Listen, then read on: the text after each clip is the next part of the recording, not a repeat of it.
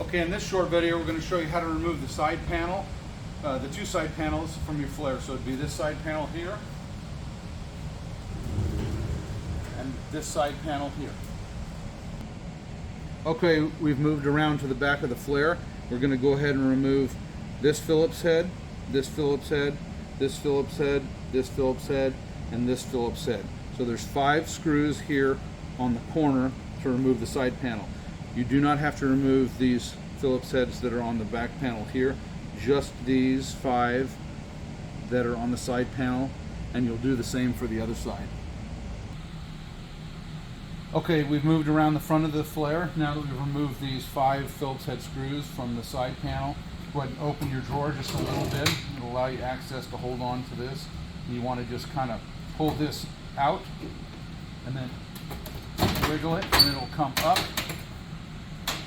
and off, just like this. So what that gives you access to are both of your oven door arms. So if this one fell back inside when you remove the door and you can't fish it out with a thin wire, you can always take the side panel off, get access to both your arms. And I'll show you how the oven door works here.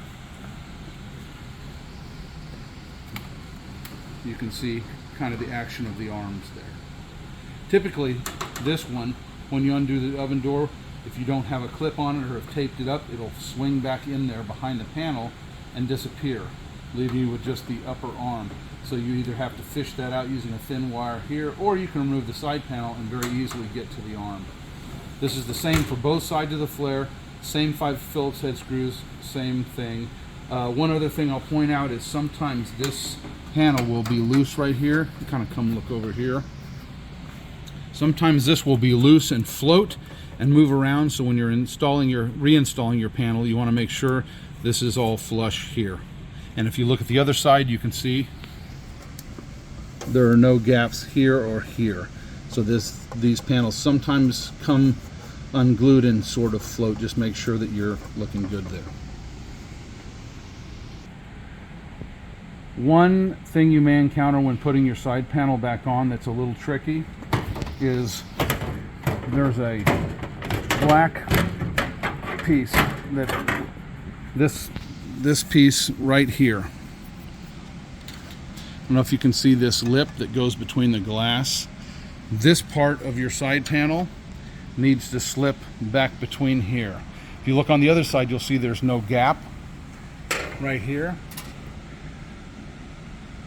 Be aware that this sometimes is a little difficult to get back here. Sometimes you may need to loosen your top piece of trim to give you a little bit more room. But this must go behind here. I'll show you what that looks like in just a second. If you notice this gap in here where you can see into the back of your oven, this is put on incorrectly. You need to make sure the little trim piece fits behind the panel. I'll show you what it looks like when it's correctly installed. Okay, you'll notice there's no gap here. So that is installed. And the last step is to reinsert your 5 Phillips head screws where you took them out of the side panel, and you're done.